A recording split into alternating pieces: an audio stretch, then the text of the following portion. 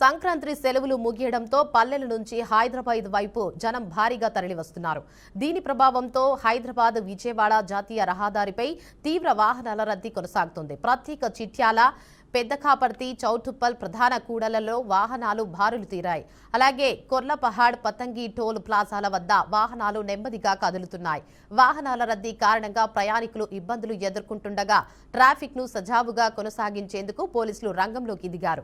Traffic ను క్రమబద్ధీకరించేందుకు ప్రత్యేక చర్యలు చేపట్టి వాహనాలను దశల వారీగా ముందుకు తరలిస్తున్నారు. సంక్రాంతి సెలవులు ముగియడంతో పల్లెల నుంచి హైదరాబాద్ వైపు జనం భారీగా తరలివస్తున్నారు. దీని ప్రభావంతో హైదరాబాద్ విజయవాడ జాతీయ రహదారిపై తీవ్ర వాహనాల రద్దీ కొనసాగుతుంది. ప్రత్యేకమైన చిట్యాల, పెద్దకాపర్తి, చౌటుప్పల్ ప్రధాన కూడల్లో వాహనాలు బారులు తీరాయి. అలాగే కోర్లపహాడ్, పతంగి టోల్ ప్లాజాల వద్ద వాహనాలు నెమ్మదిగా కదులుతున్నాయి.